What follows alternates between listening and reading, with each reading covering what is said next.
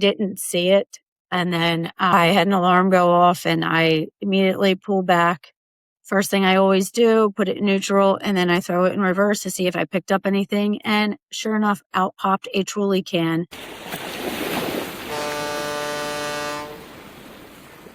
Welcome to Current Conversations, where we talk confidence, knowledge, and life on the water. I'm your host, Courtney Ann, and today we're talking something every boater has experienced, the passengers on our boats. Now, being a good passenger might sound pretty simple. Show up, sit down, and enjoy the ride, right? There's actually a big difference between being a passenger and being a good passenger.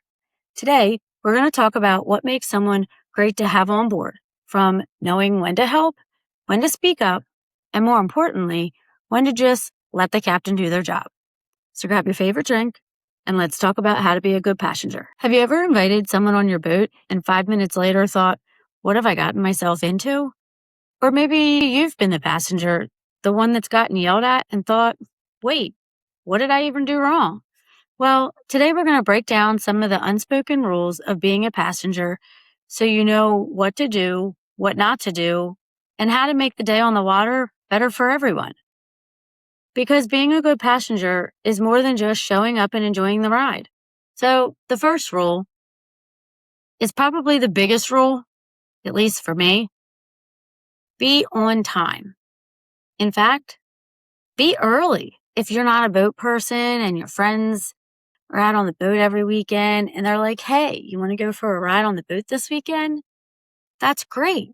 Well, don't be that person that if they say the call time is 11 o'clock and you're not there, guess what? If it's me, I'm leaving you at the dock. See ya. Because it's just not fun if you have everybody waiting on you. So be courteous and show up. It's great if you even show up a little earlier. You can help pack the boat, help load the cooler, put things away. So if everybody wants to leave at 11 o'clock, you know you're there, your stuff's on the boat, your things are put away, and you know you're ready to go. The next unspoken rule, know who's in charge. So typically, that's the captain. The captain, the owner of the boat, it's typically the same person, maybe not always. So don't second guess their every decision. Don't grab the wheel or the throttle.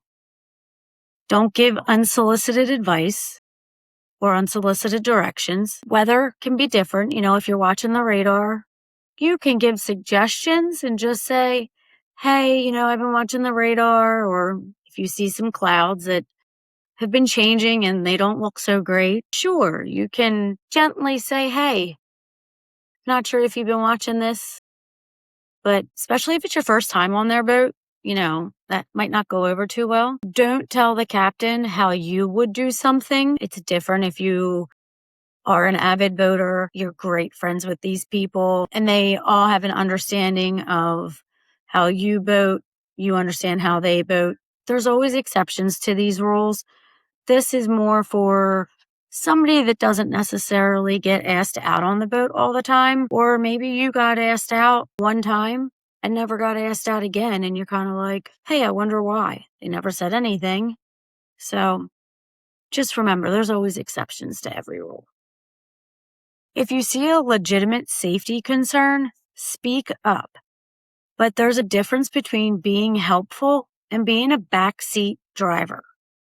So there's definitely a fine line. But if you're not the one holding the captain's license or paying the insurance, maybe just let the captain drive the boat. Rule number 2, be helpful. Grab some dock lines or a fender.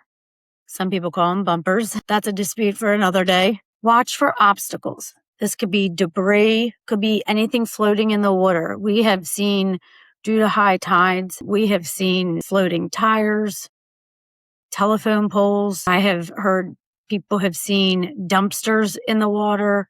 So you really have no idea. Paper bags, not paper bags, plastic bags, that's a big one. Just anything that the boat could run over that could cause either damage to the boat, the outdrive, anything. Believe it or not, I actually ran over in the canal one day. I ran over a trolley can. I don't know if it flew out of a boat, if somebody threw it over, didn't see it. And then I had an alarm go off and I immediately pulled back. First thing I always do, put it in neutral, and then I throw it in reverse to see if I picked up anything. And sure enough, out popped a trolley can. And I thought, that's interesting. So yeah, especially if you're the one sitting up in the co-captain's chair, if it's a center console and you're sitting next to the captain, if you're sitting up front in that passenger seat, you're another set of eyes for that captain. The captain has a lot going on. They're looking at gauges, they're reading the water, they're looking for debris, they're concentrating on a lot of things. So if you are sitting up there, by all means, please be that second set of eyes. And if you see something, now don't scream, don't, say, oh my God, you're going to hit something. This is where you also need to communicate with your captain. If you're pointing, you and the captain need to have an understanding. Are you pointing at the debris or are you pointing where he should go? I always point to the debris and say, debris at 12 o'clock, debris at 1 o'clock, debris at 11 o'clock. So that is something that I usually, if I am with somebody that I'm not used to being that second set of eyes, I will let them know. If you see me point and you can't hear me speak, I'm pointing to the object that is close to you running over.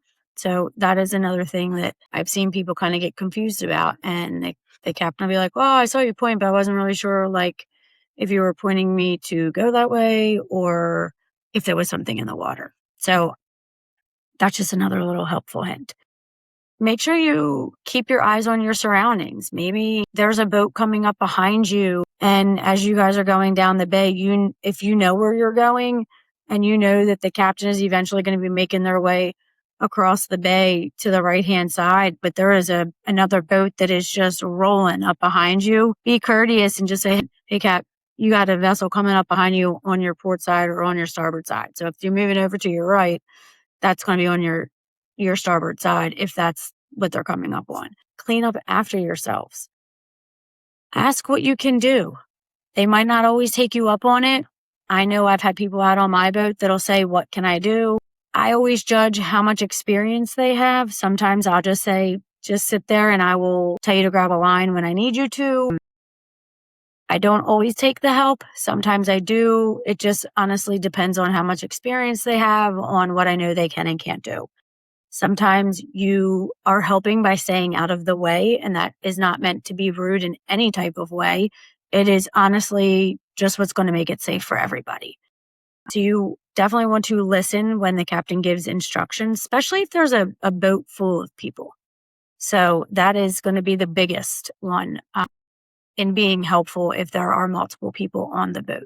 You definitely want to listen. Just don't assume that everyone knows what to do. So if you are someone that does have experience and you are on the boat and there are multiple people, if the captain starts to give instructions, say if you are coming in to dock and he says, can somebody get lines and fenders out?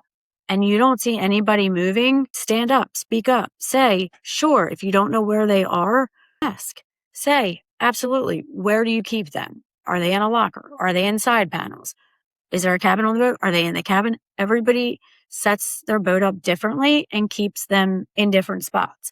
I've been on boats where, to me, they don't keep their lines and fenders in the most convenient spots. But hey, that's what works for their boats. I would set my boat up differently, but it's what works for them. So you just got to go with it. You just don't ever assume that everybody knows what to do. And if you are somebody that definitely can help, then absolutely pitch in and help. I have been on boats that they have had family members, and I would have thought that they would jump in and help out because I have been on that boat time and time again. And it's only my first or second time. And these people don't move.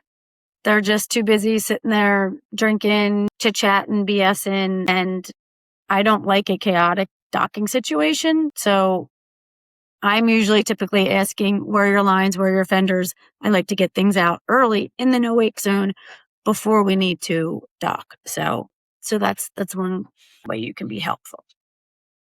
It might even be helpful to learn a few basics. So that would be my rule number 3, but it also kind of goes into being helpful. They all tie together.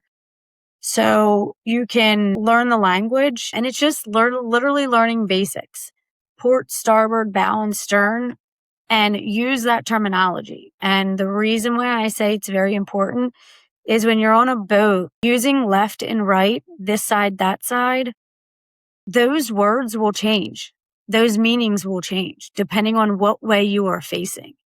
But port and starboard will never change. It doesn't matter if I am facing the front or the back of the boat. If I say port side tie up, that will never change. Port will never change. Port side, if you are looking towards the front of the boat, which means the steering wheel is in front of me, your left is the port side. That will always be the port side. Does not matter if I'm facing the front of the boat or the back of the boat. That is always the port side of the boat. To the right of me, again, if I'm facing the front of the boat, I have the steering wheel in front of me. To the right of me, that is the starboard side. So people have different ways that they remember them. Port, 4 letters. Left, 4 letters. Starboard side, driver's side. Typically, the driver sits on the right side, which is the starboard side. So remember it however you need to remember it, but you will have a lot less chaotic if you use port and starboard, because I have had so many people say this side, that side. Well, what's this side? What's the left side? Because if I'm facing the front and you're facing the back and you tell me left, that's now 2 different sides to both of us. So that is one thing. Growing up with my dad docking, we didn't have to speak when we docked because I would ask him one question. If it was an empty dock we were coming into and there weren't any dock hands that told us where to dock, I would literally say to my dad, port or starboard side tie up. Or I would just say port or starboard. He would tell me whichever side he preferred. I would set the lines and fenders up on that side, and boom. We just had our duties. We knew what to do. So it just makes it a more seamless docking situation. The bow and stern. Bow, again, if you are facing the front of the boat with the steering wheel in front of you, that front of the boat is the bow. You can think of you bow forward. Stern is what's going to be behind you. That's the back of the boat. These will never change. The bow is always the bow. The stern is always the stern. Learn how to throw a dock line properly. There are proper ways to throw a dock line. Believe it or not, I have seen people throw 6 inches of dock line, trying to throw it 3 to 5 feet. You're never going to make it to the dock with only trying to throw 3 feet. You want to coil the line up in long coils. You want to take about 2 to 3 coils off, hold the rest of it in your hand open, and you're going to throw those 2 coils and let the rest of it flow off of your hand. You also want to make sure you have a long enough dock line. I've seen people come in and try to throw barely a 10-foot dock line on a 25-foot boat. That's not going to work either, but that can be for another episode. But for being a passenger, you definitely want to make sure that if you're going to try and help out, you're throwing it properly to get that line to the person that it needs to get to. That's just going to help the captain even better. I get it. Some people are going to argue, well, if the captain knows what they're doing, then he's going to be able to back that boat in seamlessly and you don't have to launch the lines to anybody. But look, things happen and sometimes you need to launch that line and throw it. So I always say aim a little bit higher than you think you need to. For newbies, I say aim at the person's head. If nothing else, you're going to allow room for that line to drop a little bit when you throw it, and they're pretty much guaranteed to catch it. Know what a fender is. No, everybody ties them up differently. Sometime to cleats, sometime to bow railings. Some people use their spring cleats. Not everybody does. So some have pop out fender cleats and they use them. Some have push-ins, some are preset, some are not. So just kind of, if you're going to help out, ask. Everybody is different. And then also when you're untying, you're going to just kind of want to ask where things go. If you haven't already paid attention, I pretty much observe. If I'm not helping out, I like to observe, see where they pulled everything out of. So then at least when we're untying, I can help put things away. Know where the life jackets are.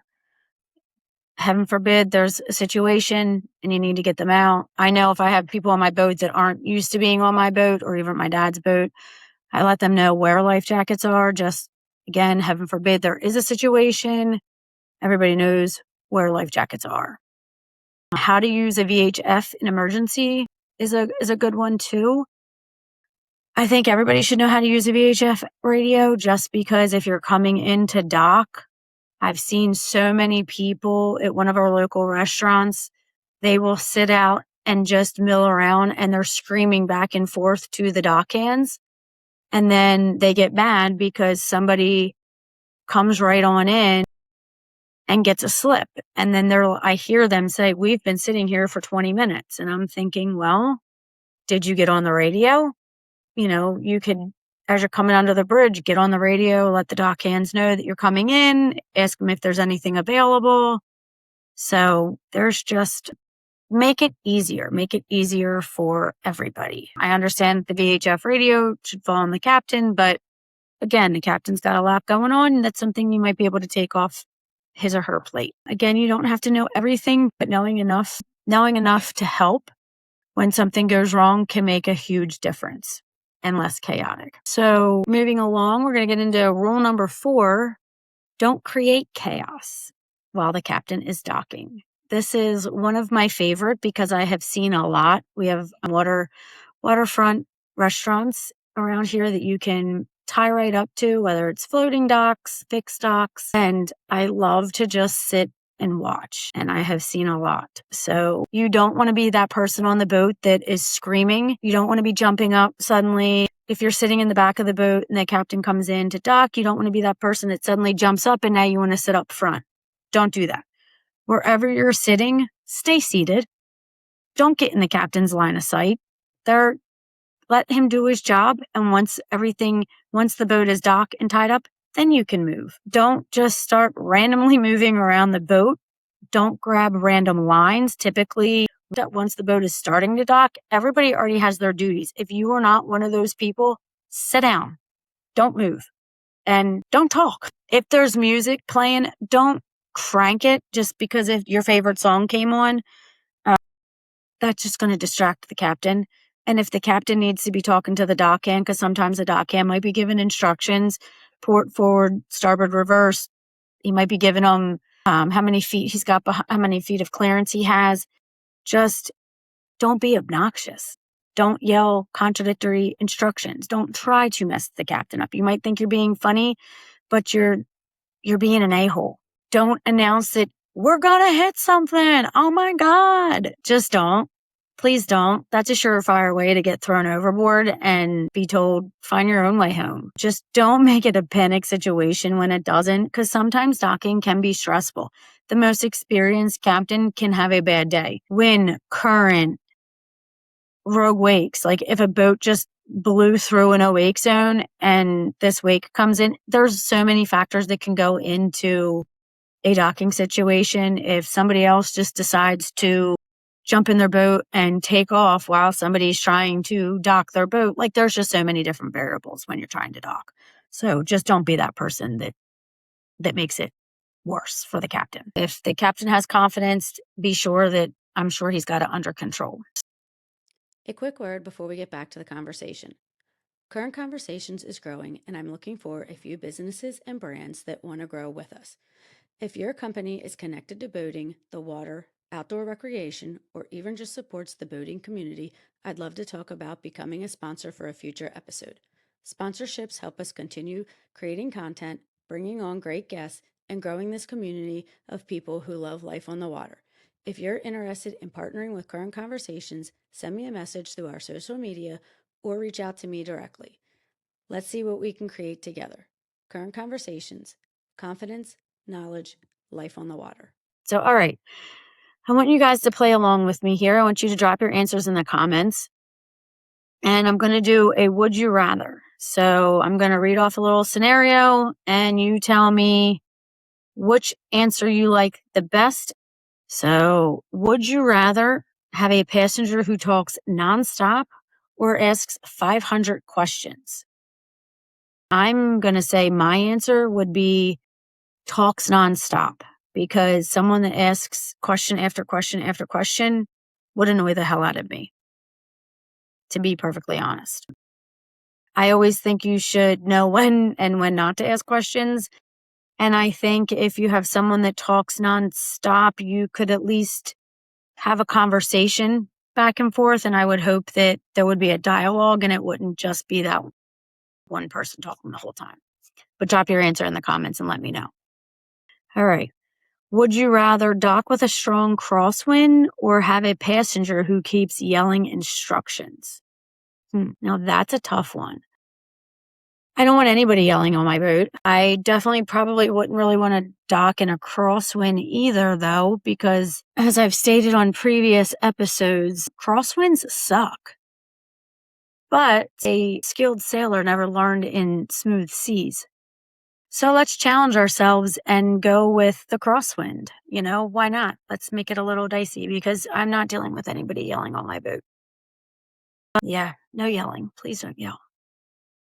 That'll give me a headache. Would you rather forget the cooler or forget the dock lines? I really want you guys to answer that one. If you only answer that one, please let me know in the comments below. And I know I'm probably going to get yelled at for this one, but I'm going to say forget the cooler. And I'm going to tell you why. Because if I don't have dock lines, how am I going to tie up anywhere? I can't raft up to anybody. I can't tie up to the bar. Some are going to say, well, you can float if you have a cooler, but I can't get in the water. So I'm not going to be able to raft up to anybody if I don't have dock lines. Sure, I could anchor out by myself, but again, I'm not getting in the water, so I'm just going to roast out there, and that's not any fun. I don't want to cut up my anchor line and use nasty lines for dock lines. So yeah, I'm going to say forget the cooler because I could always just run somewhere and have a drink or two. And I typically like to go somewhere and have lunch. So I'm definitely going to say forget the cooler. Not ideal, but I'm also not getting drunk. I like to have lunch, couple drinks, go somewhere else, you know, call it a day, sunset ride back. That's kind of my ideal day. So, all right, we have another. Would you rather have a passenger who is terrified of everything or one who thinks they're the captain? Let's see. That's a good one. Would you rather have someone who's terrified? Well, if you're terrified of everything, I'm not really sure why you agreed to go. So, but the person who thinks they're the captain probably would get annoying. I would probably take the one that's terrified, I guess, because I would hope to try to change their experience and have them not become terrified. And I would try to change their experience on the water. Yeah, that's my answer. Let me know what you guys think. Would you rather spend 6 hours with no music or one person controlling the playlist? Hands down, one person controlling the playlist. I like my tunes. My dad got his new boat. So on the Sonic, we never ran with the radio. The motor that was the music to my ears. And I never thought twice about it. We'd be out there all day with the only music we had would be at the restaurants. Never thought twice about it. That was my life for 20 years. But on my boat, I do listen to the radio. And then on my dad's concept, I love listening to the radio. He yells at me a lot because I kind of tend to turn it up. And he's like, you on that damn radio. Yeah, because now I can hear it. So let me know what you guys think. 6 hours, no music, or one person controlling the playlist. Because I feel like you can always encourage them to play different songs, So, all right. So that was just a fun little would you rather. We'll get back into our little unspoken rules. A big one for me is rule number 5. You want to make sure that you respect the boat. I know a big one for me is naked feet only. Do not wear shoes on the boat unless the captain says it's okay. But shoes are a big no-no. I actually have a naked feet only vinyl sticker right on my boat. When you step on my dad's boat, I had a mat made for him. Carpet says the name of the boat, and it actually has little feet, and it says naked feet only. I just think that that should be something everybody should know. But hey, if you're not a boater, I guess you wouldn't know. And it's not that hard. Kick your shoes off and pick them up, and then you can step on the boat. Do not leave trash everywhere. Don't leave empty cans. Don't open your snacks and then leave them. Don't stuff your empty bags in cup holders. There's a trash bag. There's a trash can. Take your trash with you. If you don't know where the trash bag is, if you're docked at a marina, there's trash cans. Take your trash with you. Throw it out. Clean up after yourself. I was always taught growing up, you leave somewhere better than you found it. So if you were asked to go on somebody's boat, take it with you. You do not mess up their boat. Do not destroy it. Don't put your wet towels everywhere. I mean, I've seen people draping towels over dashes. Again, if the people on the boat are okay with it, by all means. I mean, on my boat, when I used to raft up, I would drape a towel over my dash because I wanted to protect my dash from the sun. But it was only certain towels that were more of like a microfiber. I wouldn't do it with other towels. Like I would take a towel, lay it across my sun pad. That's where you would pretty much dry off before you got in the boat. My boat has carpet on it. I did not want my carpet getting saturated. Everybody is different. Now a lot of boats have sea deck in them, like a marine mat. So like I said, just respect the boat. Don't be flipping switches and all the electronics. If you don't know what it is, don't touch it. Simple as that. Rule number 6, I believe we're on. Know when to speak up. This is a good one. Being a good passenger doesn't mean staying silent. If something feels unsafe, please speak up. This goes back to weather. Years ago, I was on a card boat for a poker run, and the boats had already came through, and I had been watching radar all day. I also was one of the most experienced people on this boat. Everybody was new boaters. So I had been watching radar all day, and I knew that there were storms coming, and I had already let the captain know, like, hey, just FYI, there are storms that will hit us eventually. And he says, okay, I'll keep an eye on it. He never did. And lo and behold, we are anchored in a basin where all the poker run boats after lunch had came and anchored up with us. And I again saw the sky started to change, and I'm looking at radar and I'm like, we're not going to make it back.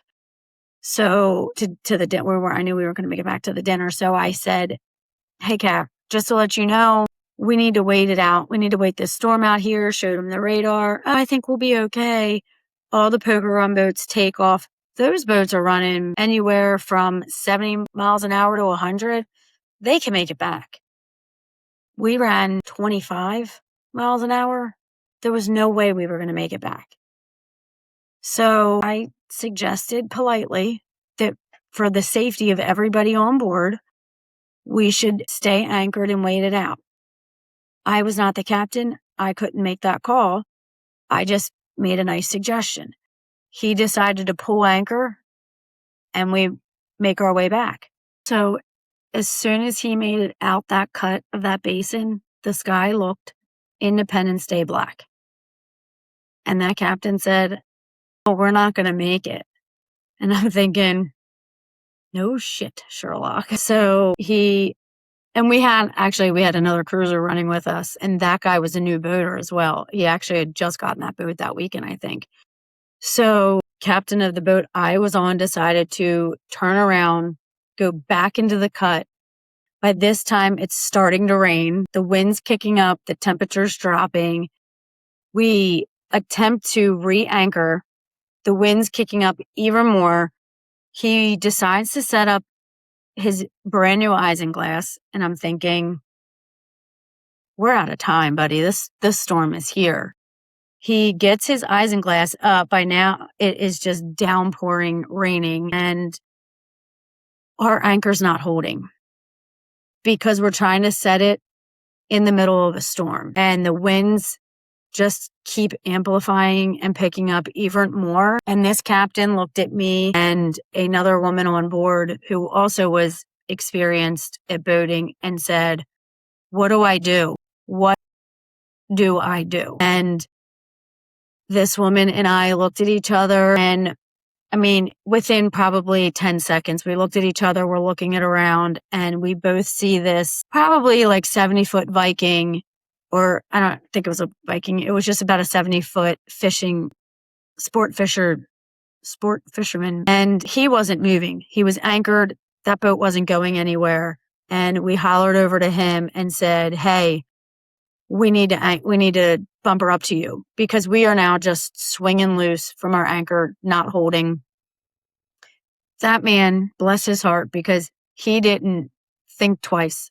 He just started throwing fenders out as we did. And I mean, we're coming into him, whether he liked it or not. We were now coming into him because of the wind was just pushing us that way.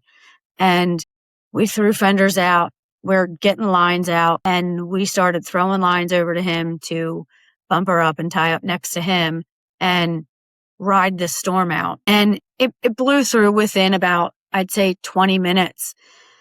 And we later found out when we went to pull up our anchor, I'll let me back up. When we went to pull up our anchor, we were having trouble. Well, our anchor was interlocked with that sport fisherman's anchor. And luckily there was two or three men on a dinghy that came over and said, "Hey, I see you're having trouble. Can we help?"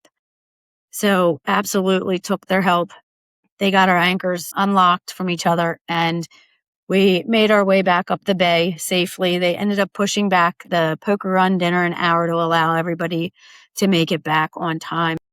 But we learned, that was on a Saturday, we learned the next day or Monday that there was actually a tornado that touched down on land there in the basin that we were at, which explained for the terrible winds. So we got very lucky. It could have went way worse. And that was a case of he was inexperienced. The captain was inexperienced and should have listened, should have been paying more attention to the radar. I wasn't trying to tell him what to do, but I was just trying to give him suggestions throughout the day.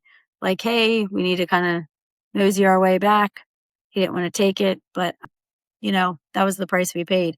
His brand new isinglass got ripped to shreds in the storm. That was on him because he insisted on putting it up, thinking it was going to shield us from the wind and the rain. But at that point, we just kind of had to sit it out at that point. But yeah, so knowing when to speak up is a good one.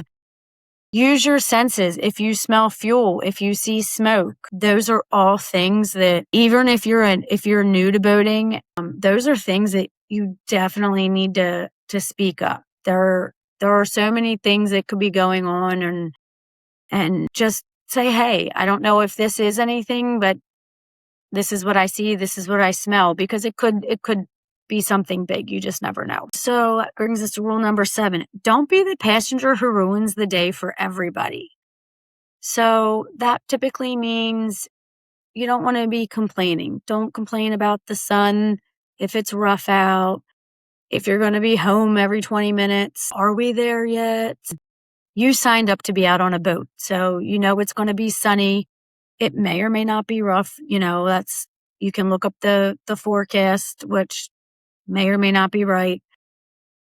Just remember, you signed up for it. You agreed to go. Just enjoy the day, because a day out on the water is always a better day than being at work. So don't be excessively intoxicated. I'm not saying you can't drink. You can.